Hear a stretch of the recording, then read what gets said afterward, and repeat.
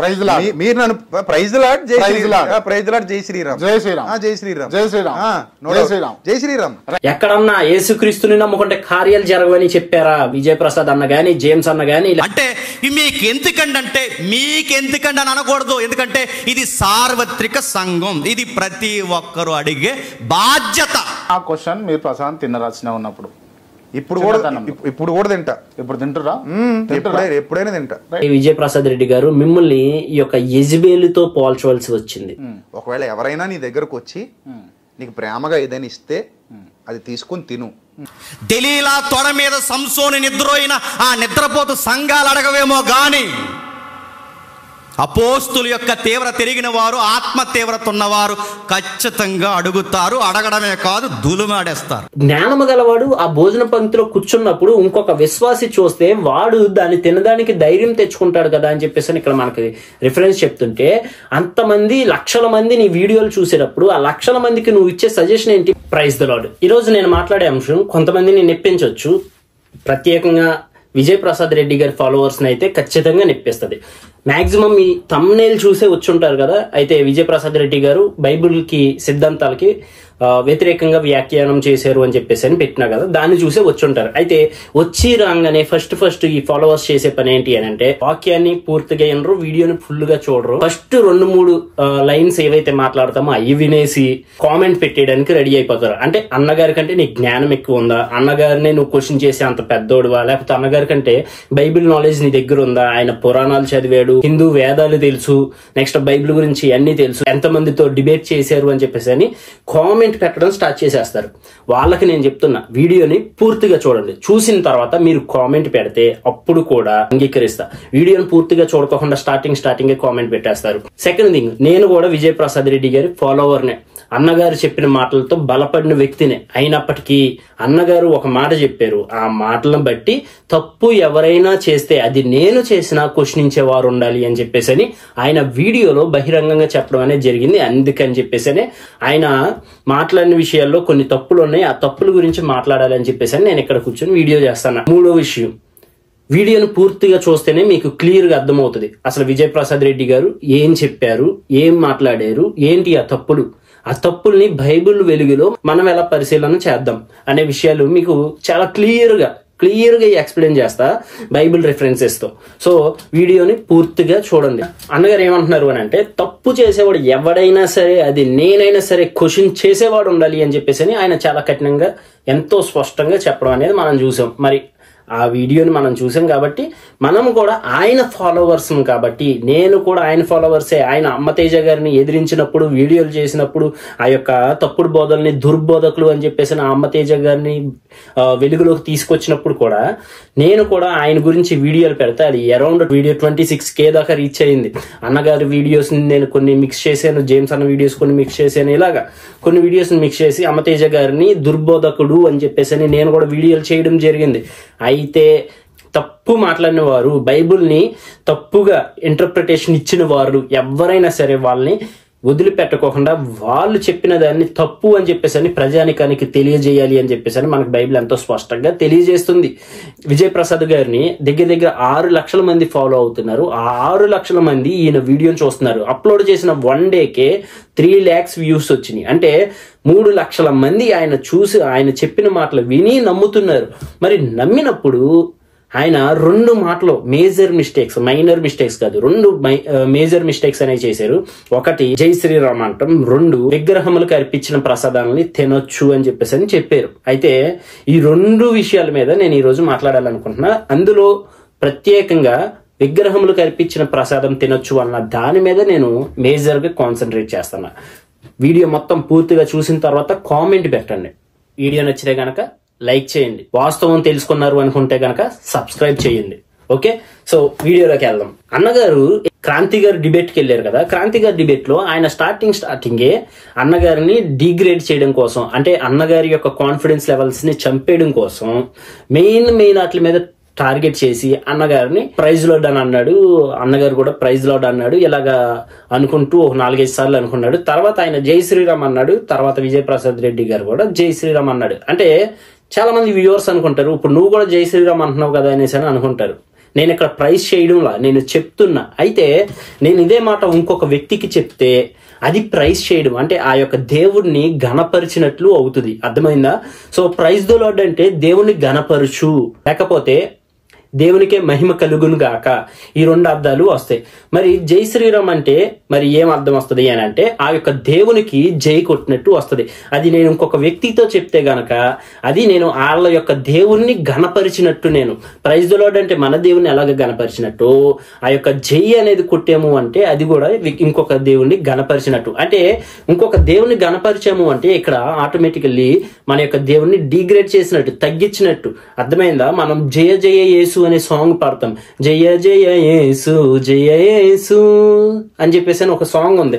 అంటే దాని అర్థం ఏంటి? దేవునికి జైలు కొడుతున్నాం. ఆ దేవునికి జైలు కొట్టే ప్లేస్ లో మనం ఆయన ప్రైజ్ ది లార్డ్ అన్నాడు. ఆ ప్రైజ్ ది లార్డ్ అంటే దేవునికి మహిమ కలుగును గాక అంటే ఒక క్రైస్తవులే వాడతారా ఈ పదం?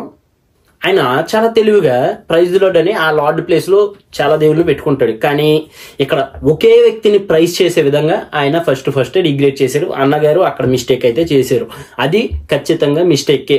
నువ్వు కూడా మాట్లాడేవంటే నేను వివరణ ఇచ్చాను, సరిగ్గా వినండి. ఓకే, నెక్స్ట్ చూడండి, అన్నగారు వీడియో చూడండి. Praise the Lord, praise the Lord, praise the Lord. ఒక మాట ప్రైజ్ ద లార్డ్. మీరు ఏ ఉద్దేశంతో చెప్తున్నారు? మీరు యేసుప్రభు నమ్ముతున్నారా? ఎవరు? మీరు యేసుప్రభు అంటే నమ్ముతున్నారా? నమ్మితేనే చెప్పాలా? నమ్మితే కదా చెప్తారు. యాక్చువల్లీ ఇంతకు ముందుకు నేను సెక్యులర్ అని చెప్పేసి అన్నాను కదా. అవును. సెక్యులర్ అంటే మీనింగ్ ఏంది? మీరు సెక్యులరా?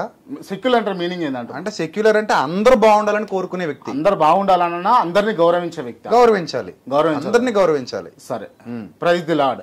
అదే మీరు ప్రైజ్ ది లార్డ్ ఏ ఉద్దేశంతో చెప్తున్నారు? నన్ను అడుగుతున్నాను. గౌరవంతో చెప్తున్నారు. నేను గౌరవంతో, నా మీద ఉన్న గౌరవంతో. అవును. Okay, praise the Lord. నాకున్న గౌరవంతో నేను జై శ్రీరామ్ అంటున్నా. మీరు తిరిగి జై శ్రీరామ్ మీకోసం తప్పదు కదా. జై శ్రీరామ్. రైట్. మీ మీద నాకు ప్రేమ ఉంది, మీ మీద నాకు గౌరవం ఉంది. Praise Lord. మీరు నన్ను ప్రైజ్ లార్డ్, జై శ్రీరామ్, ప్రైజ్ లార్డ్, జై శ్రీరామ్, జై శ్రీరామ్, జై శ్రీరామ్, జై శ్రీరామ్, జై శ్రీరామ్, జై శ్రీరామ్. రైట్.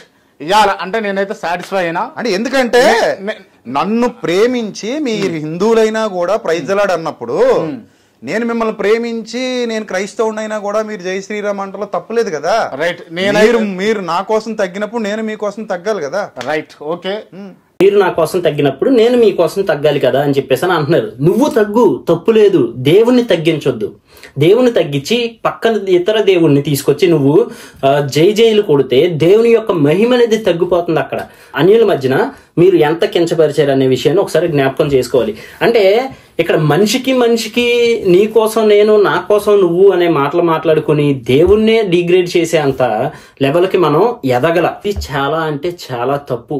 మన దేవుణ్ణి మనం తగ్గించకపోయినా, మన దేవుణ్ణి మనం తక్కువ అనకపోయినా, ఇతర దేవుణ్ణి నువ్వు ప్రైజ్ చేసేవు, జై అని కొట్టేవు అని అంటే దాని అర్థం మన దేవుణ్ణి డిగ్రేడ్ చేసినట్టే. ఎంతో స్పష్టంగా మనకి బైబిల్ చాలా వివరంగా మాట్లాడుతుంది. నేను తప్ప నీకు వేరొక దేవుడు లేడు అని చెప్పేసి. అదే విధంగా వేరొక దేవుల్ని ఉచ్చరింపకు. ఉచ్చరించిందే కాకుండా వాళ్ళకి జైలు కొట్టడం, జైలు కొట్టడం అనేది చాలా అంటే చాలా బిగ్ మిస్టేక్. సెకండ్ది విగ్రహ ప్రసాదం గురించి వద్దాం మనం. ఆ క్వశ్చన్ మీరు ప్రసాదం తినరాల్సిన ఉన్నప్పుడు ఇప్పుడు కూడా తింటా. ఇప్పుడు తింటురా?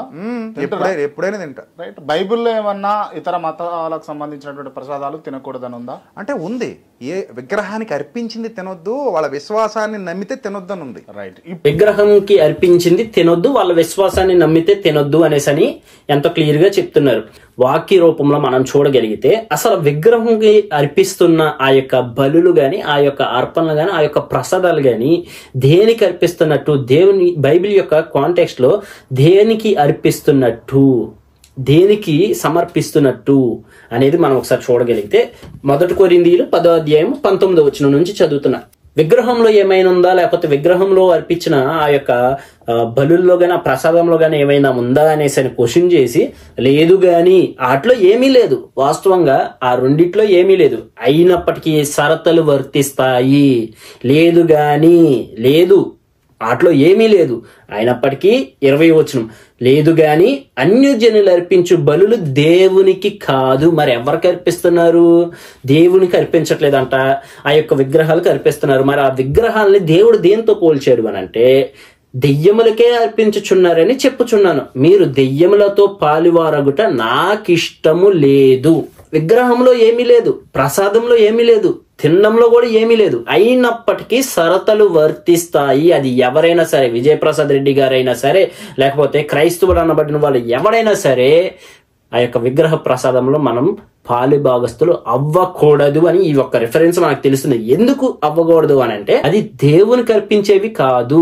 విగ్రహములు కర్పిస్తున్నారు అంటే అది ఖచ్చితంగా దెయ్యములు కర్పించే ప్రసాదం అని చెప్పేసి మనకి ఈ వాక్యం ఎంతో స్పష్టంగా తెలియజేస్తుంది. మరియు మీరు దెయ్యములతో పాలివారగుట నాకు ఇష్టం లేదు. ఈ యొక్క ప్రసాదం మనం తిన్నాము అంటే ఖచ్చితంగా మనం దెయ్యములతో పాలువారగిన వారమే, వాటిలో పాలు భాగస్థులమైన వారమే. అయితే దేవుడు ఇక్కడ ఎంతో స్పష్టంగా మనకు చెప్పేది ఏంటి? ఆయనకి ఇష్టం లేదంట. మీరు ప్రభువు పాత్రలోనిది దెయ్యముల పాత్రలోనిది కూడా త్రాగనేరరు. ప్రభువు బల్ల మీద ఉన్న దానిలోను దెయ్యముల బల్ల మీద ఉన్న దానిలోను కూడా పాలు పొందనేరరు. ప్రభువు బల్ల మీద అంటే ప్రభురాత్రి భోజనం అనే దానిలో పాటిస్తారు కదా, హోలీ కమ్యూనియన్ లో ఆ యొక్క శరీరము ఆ యొక్క రక్తం తీసుకుంటున్నారు కదా, ఆ రక్తము తీసుకునేవారు, ఆ యొక్క శరీరమును తీసుకునేవారు ఆ యొక్క హోలీ కమ్యూనియన్ లో పాటుగా నువ్వు ఉన్నప్పుడు ఈ యొక్క విగ్రహముల జోలికి నువ్వు వెళ్ళకూడదు, విగ్రహములు కల్పించినవి నువ్వు తినకూడదు. అందుకనే ఇక్కడ స్పష్టంగా మనకు తెలియజేస్తుంది, ప్రభువు పాత్రలోనిది దెయ్యముల పాత్రలోనిది. దెయ్యములు అనగా పైన చూస్తే విగ్రహములు అని చెప్పేసి ఎంతో స్పష్టంగా ఉంది. విగ్రహములకు అర్పించే బలులు దేవునికి కాదు గాని దెయ్యములకే అర్పించుచున్నారు. సో హోలీ కమ్యూనియన్ లో నువ్వు ఉండి దేవుని యొక్క శరీరము రక్తము తీసుకున్న వాడివైతే నువ్వు ఆ యొక్క ప్రసాదం తినటానికి ఏ మాత్రం అర్హుడు కాదు. ఎంతో స్పష్టంగా క్లియర్ గా చెప్తుంది వాక్యం. ఇంకా ఈ యొక్క ప్రసాదం తినడం వల్ల కాన్సిక్వెన్సెస్ ఏంటి అని అంటే, ప్రభువునకు రోషము పుట్టించదవా, 22వ వచనం, ప్రభువునకు రోషము పుట్టించదవా, ఆయన కంటే మనము బలవంతులమా. అర్థమైంది కదా, ప్రభువునకంట రోషం పుట్టించేవారు ఉన్నామంట, ఆయనకి ఇష్టం లేని పనులు చేసేవారు ఉన్నామంట. ఒకవేళ ఆ యొక్క దెయ్యముల బల్లలో మనము పాలి భాగస్థులమైన ఎడల ఆ యొక్క ప్రసాదంలో ఇక్కడ మనకెంతో క్లియర్ గా ఉంది. 19వ వచనంలో విగ్రహంలో ఏమి లేదు, ఆ యొక్క ప్రసాదంలో ఏమి లేదు, అయినప్పటికీ షరతులు వర్తిస్తాయి. అన్నగారు అనే మాట షరతులు వర్తిస్తాయి. అన్నగారు ఇచ్చే ఎక్స్ప్లెనేషన్ ఏంటి అని అంటే, దీనికి వివరణ ఏంటంటే, ప్రసాదం అనే పదార్థం ఏదైతే ఉందో అది మీరు యేసుప్రభు బొమ్మ దగ్గర పెట్టినా, మరియమ్మ బొమ్మ దగ్గర పెట్టినా, రాముడు బొమ్మ దగ్గర పెట్టినా అందులోకి ఏదైనా వస్తుందా, విషం ఏమైనా చేరుతుందా, పోనీ ఆ పదార్థం ఏమైనా పెరుగుతుందా తరుగుతుందా కదా. సో పదార్థం లాగే ఉంటది, విగ్రహం లాగే ఉంటది. కాసేపటికి వేడిగా ఉన్నది చల్లగా అవుతుంది తప్ప అందులో మారేది ఏమి ఉండదు. 2-3 రోజులు వదిలేస్తే కంపు కొడదు తప్ప అందులోకి వచ్చే గొప్పతనం ఏమి ఉండదు. ప్రసాదం కూడా పాడవుతుంది వదిలేస్తే, చీమలు పడతాయి. సో ఇక్కడ పాయింట్ ఏంటంటే, మీరు మంచి మనసుతో మనసులో ఏ కల్మషం లేకుండా మీ దైవాన్ని ప్రార్థించుకుని ఏదైనా తినండి. మీ ఇష్ట దైవాన్ని అంటే మీరు రాముడిని ప్రార్థించుకుంటే మీరు రాముని ప్రార్థించుకుని తినండి. నేను యేసుప్రభుని ప్రార్థించుకుని నేను తింటా. పదార్థంలో లేదు మార్పు, మన అంతరంగంలో ఉంది మార్పు, మన మైండ్ లో. ఇప్పుడు వినాయక చవితికి వినాయకుడు ముందు పెట్టి పూజలు చేసినటువంటి ప్రసాదం పెడితే మీరు తింటారా? నేను ప్రార్థన చేసుకుని తింటా, ఎందుకంటే నేను వినాయకుడిని నమ్మను కదా.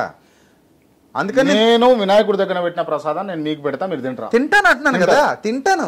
అన్నగారు బైబిల్లో పండితులు, బైబిల్లో జ్ఞానవంతులు. అయితే ఆ విగ్రహ ప్రసాదంలో ఏమీ లేదు కాబట్టి ఆయన దేవునికి ప్రార్థన చేసుకుని తినేస్తాడు. తినేసినా సరే నో ప్రాబ్లం, దానిలో ఏమీ లేదు కాబట్టి తిన్నా గానీ ఇబ్బంది లేదు. అన్నగారు కూడా ఎక్స్ప్లెయిన్ చేసేది అదే, దానిలో ఏదన్నా ఉంది అని చెప్పేసని బలహీనమైన మనసాక్షి గలవాడు దాన్ని తినిన ఎడల ఆ వాడు అపవిత్రుడవుతాడు. అయితే జ్ఞానం ఉన్నవాడు దానిలో ఏమీ లేదు అని ఎంచి దాన్ని తింటే ఆడు అపవిత్రుడు అవ్వడు. సో ప్రసాదాలు తినొచ్చు అని చెప్పేసని ఎంతో స్పష్టంగా తెలియజేస్తున్నాడు.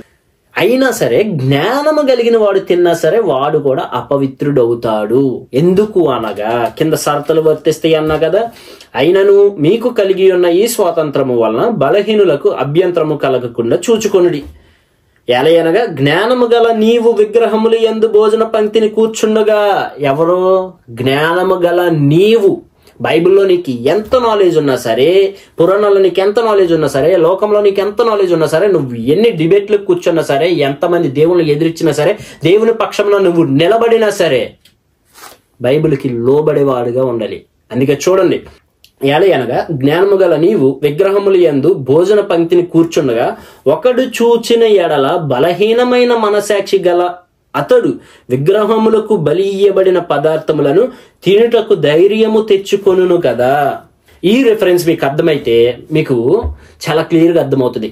జ్ఞానము గలవాడు తిన్నా సరే వాడు తినింది ఎవడైనా సరే చూచిన ఎడల, బలహీనమైన మనసాక్షి గలవాడు చూచిన ఎడల వాడు దాన్ని తినడానికి ధైర్యము తెచ్చుకుంటాడు కదా నీ జ్ఞానము వల్ల. అంటే నువ్వు ఒక మంచి హోదాలో ఉండి నువ్వు అసలు ఇక్కడ ఒక జ్ఞానము గలవాడు ఆ భోజన పంక్తిలో కూర్చున్నప్పుడు ఇంకొక విశ్వాసి చూస్తే వాడు దాన్ని తినడానికి ధైర్యం తెచ్చుకుంటాడు కదా అని చెప్పేసి ఇక్కడ మనకి రిఫరెన్స్ చెప్తుంటే, అంతమంది లక్షల మంది నీ వీడియోలు చూసేటప్పుడు ఆ లక్షల మందికి నువ్వు ఇచ్చే సజెషన్ ఏంటి? ప్రసాదం తినమని చెప్పేసి అని చెప్తున్నావా? అయితే ప్రసాదం తినమని చెప్పేసి నీకు బైబిల్ చెప్తుందా? ప్రసాదంలో ఏమీ లేదు, విగ్రహంలో ఏదీ లేదు, అయినప్పటికీ మనసాక్షి బలహీనమైన ఎడల నువ్వు జ్ఞానవంతుడివే. నువ్వు జ్ఞానం లేనివాడు అని నేను అనట్లా, నువ్వు జ్ఞానవంతుడివే. మీరు జ్ఞానము కలిగిన వారు, నాలెడ్జ్ ఉన్న వాళ్ళు, బలంగా ఉండేవాళ్ళు, విశ్వాసంతో ఉండేవాళ్ళు, దేవుణ్ణి పట్టుకొని దేవుణ్ణే గణపరిచే వ్యక్తి. అయినప్పటికీ షరతులు వర్తిస్తే నీ వల్ల బలహీనమైన వాడు నువ్వు తిన్నది చూచిన ఎల్లా వాడు కూడా తినడానికి ధైర్యం తెచ్చుకుంటాడు కదా అని చెప్పేసి మనకి ఇక్కడ వాక్యం సెలవిస్తుంది. అయితే దానివల్ల ఏమొస్తుంది అని అంటే, అందువలన ఎవని కొరకు క్రీస్తు చనిపోయినో ఆ బలహీనుడు, 11వ వచనం, అందువలన ఎవని కొరకు క్రీస్తు చనిపోయినో ఆ బలహీనుడైన ఆ నీ సహోదరుడు నీ జ్ఞానమును బట్టి నశించును. ఏంటంట? నీ జ్ఞానమును బట్టి వాడు నశించును. నీ జ్ఞానము నీ వరకు ఉంచుకో, లేకపోతే అది మంచిదైతే 10 మందికి పంచిపెట్టు. అంతేగాని నీకున్న జ్ఞానము, నీకున్న దృఢమైన విశ్వాసముతో డిబేట్లకు వెళ్ళిపోయి నీ వీడియోని లక్షల మంది చూస్తున్నప్పుడు నువ్వు ప్రసాదం తినొచ్చు అని చెప్పేసి అన్న మాట చాలా wrong. It's a biggest mistake in your life. నువ్వు ఒక్క వ్యక్తిని నువ్వు నడిపించడంలా, ఒక వ్యక్తిని నువ్వు చూడడంలా లక్షల మంది చూస్తున్నాడు. లక్షల మంది చూస్తున్నప్పుడు నువ్వు తలగా ఉన్నప్పుడు, నువ్వు శిరస్సుగా ఉన్నప్పుడు నీ యొక్క శరీరం ఎలా ఉంటది? నిన్ను చూసి నడుచుకోరా? అంటే ఇప్పుడు ఎంతమంది ధైర్యం తెచ్చుకుంటారు? మా వీడియోలు అంటే మహా అయితే వేలల్లోకి వెళ్తాయేమో, నీ వీడియోలు లక్షల్లోకి వెళ్తాయి. లక్షల్లోకి వెళ్ళినప్పుడు లక్షల మంది ఏమనుకుంటారు అంటే, హైందవ సోదరుల దగ్గర నువ్వు మెప్పి పొందడం కోసం ప్రసాదం తినవచ్చు అని చెప్పేసావు కదా బైబిల్ ఆధారం చేసుకొని.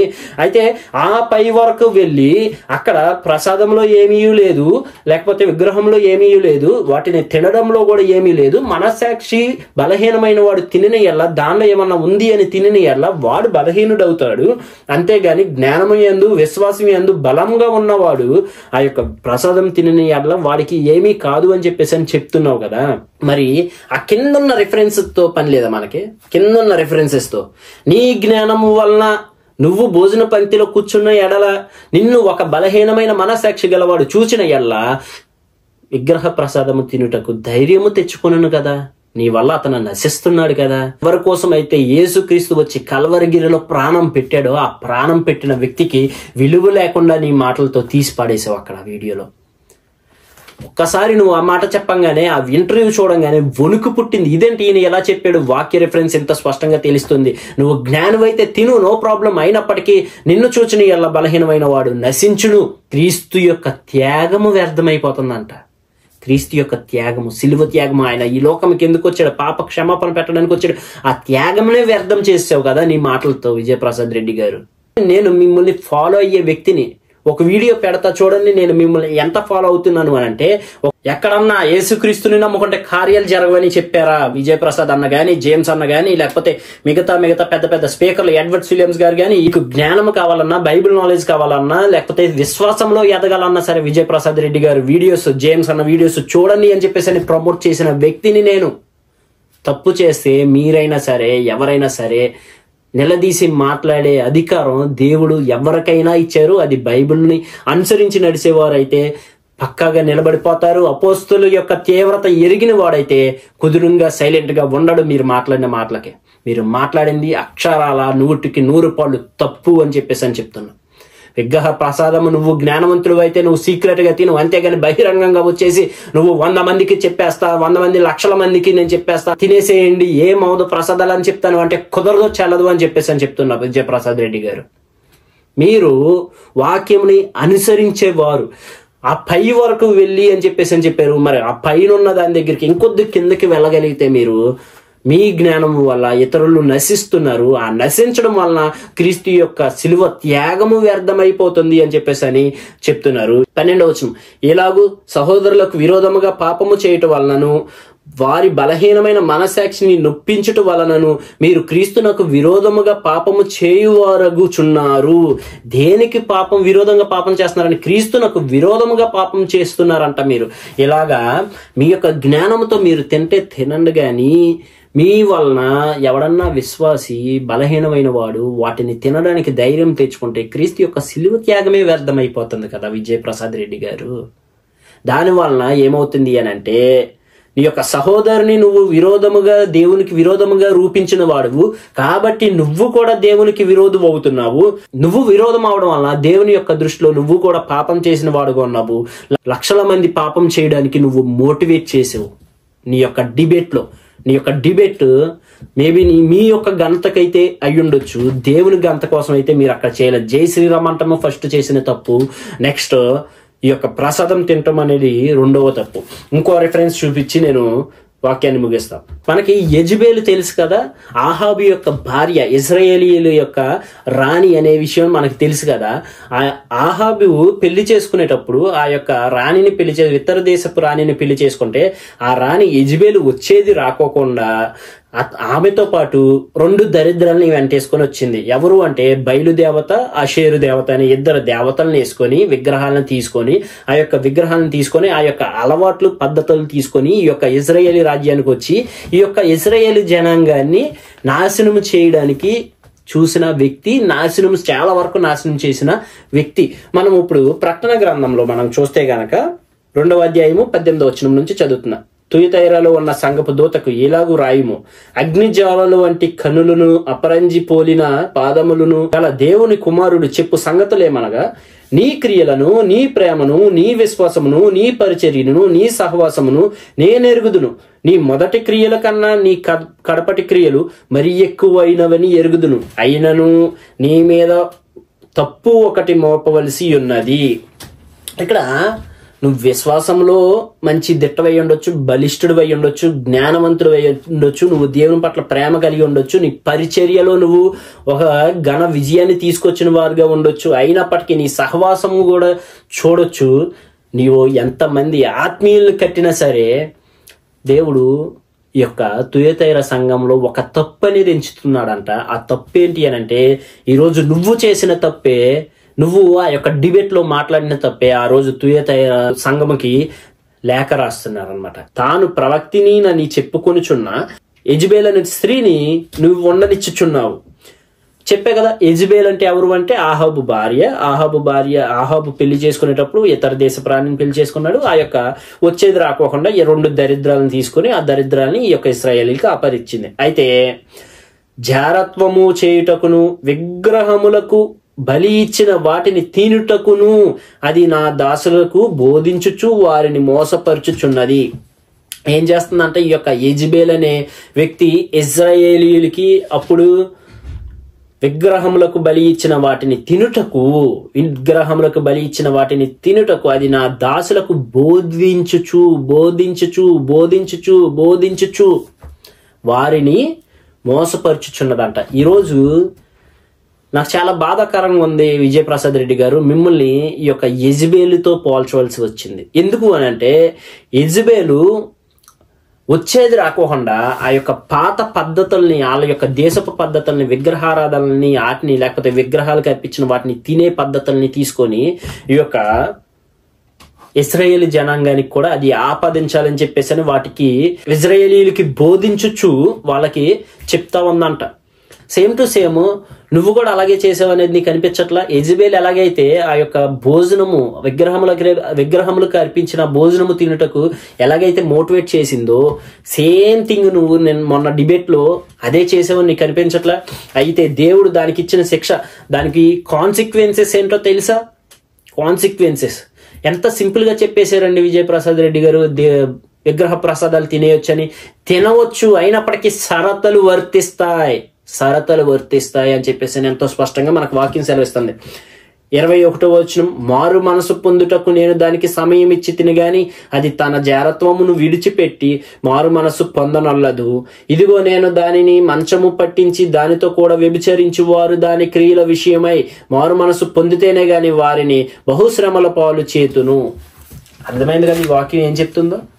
దానితో వ్యభిచరించేవారు అని అంటే ఆ యొక్క యెజబేలు తీసుకువచ్చిన పద్ధతులతో, వాళ్ళ యొక్క ఆచారాలతో, ఆ యొక్క విగ్రహములతో, విగ్రహాలకు అర్పించిన బలులతో, వీటితో మనం పాలిభాగస్థులమైన ఎడల, ఆ యొక్క పద్ధతులతో మనం పాలిభాగస్థులమైన వారి ఎడల వాటితో మనం వ్యభిచారం చేసిన వారం అవుతున్నాం. వ్యభిచారం చేసిన వారం అవుతాము. ఈ విషయాలు, ఈ రిఫరెన్స్లు మీకు తెలియదా? తెలుసు. యెజబేలు ఎలాగైతే ఆ యొక్క పాత పద్ధతులను తీసుకొచ్చిందో, మీరు కూడా ఆ పాత పద్ధతులను తీసుకొచ్చి క్రిస్టియానిటీకి మీరు అడాప్ట్ చేయొద్దు. అట్ ది సేమ్ టైము మీరు బోధించను వద్దు ఆ విషయాల గురించి. ఇక్కడ యెజబేలు కూడా చేసిన పని అదే. తినుటకు, విగ్రహములకు అర్పించినవి తినుటకు మోసపరచుచు బోధించుచుందంట. అయితే దేవుడు ఏమని చెప్తున్నారు అంటే, ఒకవేళ ఆ విగ్రహములతో మనం పాలుభాగస్థులమయ్యి ఆ యొక్క విగ్రహ భోజనాన్ని మనం తింటే గనక దాంతో మనం వ్యభిచారం చేసిన వారం అవుతామంట. వ్యభిచారం చేయడం అనగా వాటితో పాలుభాగస్థులం అవడం. ఇంకా అది మనతో పోతుందా అని చెప్పేసానంటే, మనతో కాకుండా దాని పిల్లలను నిశ్చయముగా చంపెదను. దాని పిల్లలను అంటే ఎవరైతే ఈ బోధలు చేశారో ఆ యొక్క పిల్లల్ని, అట్ ది సేమ్ టైం దాంతో వ్యభిచారం చేసిన వారు, అంటే ఆ యొక్క పద్ధతుల్ని అడాప్ట్ చేసుకొని తినేయొచ్చు అని చెప్పేసి అని తినేసారో వాళ్ళ యొక్క పిల్లలను కూడా చంపుతారంట. నెక్స్ట్, అందువలన అంతరింద్రియములను హృదయములను పరీక్షించువాడును నేనే అని సంఘములన్నీ తెలుసుకొనును. సంఘములంటే ఆ యొక్క 7 సంఘాలే కాదు, ఇప్పుడు ప్రస్తుతం ఉన్న సార్వత్రిక సంఘాలు కూడా తెలుసుకోవాలి అని చెప్పేసి అని ఈ యొక్క రిఫరెన్స్లు మనకి ఎంతో స్పష్టంగా రాశారు. ఆ యొక్క యెజబేలు ఏం చేసింది అంటే, ఆ యొక్క పాత పద్ధతుల్ని, ఆ యొక్క దేశపు ఆచారాల్ని, ఆ యొక్క దేశపు విగ్రహాలని, ఎవరు బయలుదేవతని, అషేరు దేవతని వీళ్ళని తీసుకొచ్చి వాళ్ళకి విగ్రహాలు తయారు చేపించి, ఇశ్రాయేలీలు పురుకల్పించి వాటికి విగ్రహ పూజలు చేపించి వాటికి అర్పించిన బలులు తినుటకు వీళ్ళని ప్రేరేపించి బోధించిందంట, మోసపరిచిందంట.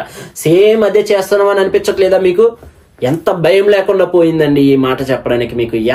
మీరు జ్ఞానవంతులు అయ్యి ఉండొచ్చు, మీరు దృఢంగా విశ్వాసంలో ఉండవచ్చు, మీరు తినడంలో పాపం లేకపోవచ్చు, అయినప్పటికీ మీరు తినడం వలన ఎవడైనా చూసిన ఎల్ల వాడు నశించును కదా, దేవుని యొక్క యేసుక్రీస్తు యొక్క శిలువ త్యాగం వ్యర్థమవును కదా అని చెప్పేసి నా వాక్యం మీకు తెలీదా? లక్షల మంది చూస్తున్నారు మీ యొక్క వీడియోని. వాళ్ళు ధైర్యం తెచ్చుకొని ఆ యొక్క విగ్రహాలకు అర్పించినవి తినరా? బలహీనమైన వాళ్ళు ఎంతమంది ఉంటారు? తినేయొచ్చులే అని చెప్పేసి అని మీరు చెప్పిందే నమ్ముతారు కదా. చాలా జాగ్రత్తగా ఉండాలండి. అదే చెప్తున్నారు ఇక్కడ. ఆ యొక్క యెజబేలు ఏదైతే తప్పు చేసిందో ఈ రోజు మీరు కూడా అదే తప్పు చేశారని నేను చాలా నిర్మోహమాటంగా చెప్తున్నా. మీ దగ్గర జ్ఞానం ఎంతైనా ఉండొచ్చు. చూడండి, తుయతైర సంఘముకు ప్రేమలోను, విశ్వాసంలోను, పరిచర్యలోను, నీ సహవాసమును నేను ఎరుగుదును, మొదటి క్రియల కన్నా నీ కడపటి క్రియలు మరీ ఎక్కువని ఎరుగుదును. గమనించారు కదా ఈ వాక్యం? ఇంతలా ఉంటే మీరేం చెప్తున్నారండి? చూడండి, అందుకని నేను వినాయకుడి దగ్గర పెట్టిన ప్రసాదం నేను మీకు పెడతా, మీరు తింటారా? తింటాను అంటున్నాను కదా, తింటాను. మరి విగ్రహం వట్టిది, అందులో ఏమీ లేదు అని రాసి ఇంక నువ్వు ఆ భావజాలలో కేళ్లకు అని చెప్తాడు. ఇంకొంచెం ముందుకెళ్ళిన తర్వాత అంటాడు, అసలు విగ్రహంలోనూ లేదు, ఏమీ లేదు, విగ్రహం దగ్గర పెట్టిన దాంట్లోనూ ఏమీ లేదు, నీ మనస్సాక్షిలోనే అంతా ఉంది. ఒకవేళ ఎవరైనా నీ దగ్గరకు వచ్చి నీకు ప్రేమగా ఏదైనా ఇస్తే అది తీసుకొని తిను.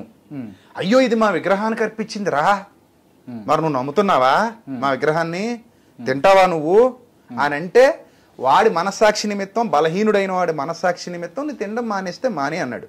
కాన్సిక్వెన్సెస్ ఎలా ఉన్నాయి అని అంటే, విగ్రహములు జోలికి వెళ్ళినా, విగ్రహముల దగ్గర ఉన్న ప్రసాదాలు తిన్నా, నువ్వు ఆ ప్రసాదంలో ఏమీ లేదు, అయినప్పటికీ ఆ విగ్రహంలో ఏమీ లేదు, అయినప్పటికీ నీ వల్ల ఇంకొకడు గనక నాశనం అవుతున్నాడు అని అంటే ఆ యొక్క పాపం అనేది మనకు వస్తుంది. దాని పిల్లలను నిశ్చయముగా చంపెదను, అందువలన అంతరింద్రియములు హృదయములను పరీక్షించువాడును నేనే అని సంఘములని తెలుసుకును. సంఘములన్నీ అంటే ప్రస్తుతం ఉన్న సంఘములు కూడా. మరియు మీలో ప్రతి వానికి వాని క్రియల చొప్పున ప్రతిఫలం ఇచ్చేదను. ఏ క్రియలు? ఇక్కడ తుయతైర సంఘానికి చెప్పేదేంటి? ఆ యొక్క యెజబేలు తెచ్చిన వాటిని పాటించి వాటితో వ్యభిచారం చేసి ఆ యొక్క విగ్రహాలకు అర్పించినవి తిన్నారు గనక ఆ సంఘానికి ఈ యొక్క ఉత్తరం ఒక తప్పు మోపవలసి ఉంది అంటే, ఆ తప్పు వల్ల వచ్చే కాన్సిక్వెన్సెస్ కూడా ఎంత క్లియర్ గా ఎక్స్ప్లెయిన్ చేశారు. విజయప్రసాద్ రెడ్డి గారు మీకు చెప్పేది ఏంటి అని అంటే, ఈ వాక్యాన్ని మీరు సరిచేయగలిగితే చాలా మంచిదండి. ఎందుకంటే లక్షల మంది మీ వీడియోలు చూస్తారు. 1 డేలో 3 lakh వ్యూస్ వచ్చినాయి. నేను చూశాను మీది 1 డేలో 3 lakh వ్యూస్. అంటే ఎంతమంది మిమ్మల్ని ఫాలో అవుతున్నారు? మీరు ప్రకటిస్తున్న యేసుక్రీస్తు గారి శిలువ త్యాగం వ్యర్థమైపోద్దండి మీరు ఈ మాటలు చెప్పడం వలన. రహస్యంగా చేసినా సరే ఇక్కడ చూడండి, హృదయాంతరంగంలో ఎరిగిన వాడను నేను అని చెప్పేసి ఎంతో స్పష్టంగా తెలియజేస్తుంది కదా వాక్యం. మీ వల్ల ఒక విశ్వాసి నశించిపోకూడదు. ఇప్పుడు కామెంట్ చేయండి. ఒకవేళ నేను తప్పు మాట్లాడినా, విజయప్రసాద్ రెడ్డి గారిని అన్యాయంగా తప్పు పట్టినా, ఇప్పుడు కామెంట్ చేసి మీరు తిట్టినా నో ప్రాబ్లం. నిజాన్ని నిర్భయంగా చెప్పడంలో దేవుడు ఆ యొక్క జ్ఞానముని మాకు ఇచ్చాడు కొద్దో గొప్ప. విజయప్రసాద్ రెడ్డి గారికి మాకంటే జ్ఞానం ఎక్కువ, నాలెడ్జ్ ఎక్కువ, ఆ యొక్క బైబిల్ నాలెడ్జ్ ఎక్కువ. ఆయన ఈ యొక్క వాక్యాన్ని సరిచేసి జనాలకి చెప్తే మంచిగా ఉంటుంది. లేదంటే గనక ఆ యొక్క ఉగ్రతని మిమ్మల్ని ఫాలో అయ్యేవారు తెచ్చుకుంటారు. మీరు చాలా మంది, లక్షల మందిని నాశనానికి తీసుకెళ్లిన వారుగా ఉంటారు. మీరు ఆ యొక్క పాపాన్ని తెచ్చుకుంటారు. సో ప్లీజ్ ఈ యొక్క వీడియోని రెక్టిఫై చేసి దీనికి మరింత ఎక్స్ప్లెనేషన్ నెక్స్ట్ వీడియో ఇవ్వాలని కోరుచున్నాము. దేవుడు ఈ కొద్ది మాటలు దీవించును గాక. ఆమేన్.